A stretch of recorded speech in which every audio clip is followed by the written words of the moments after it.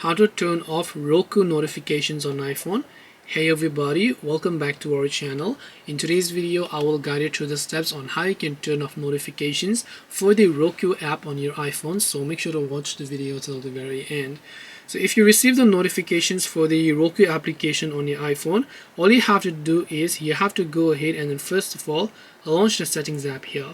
Then go to notifications. And once you go to notifications, you can simply go to the R section here, look for the Roku app, tap on it, and then you can see allow notifications is enabled. So to disable the notifications, just turn off the toggle like this.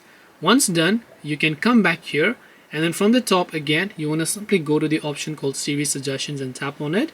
And once you go to Series Suggestions, here you should be able to find the Roku application again. So once you look for the Roku app again, turn off the toggle once more time, and the notifications for the Roku application will get successfully turned off.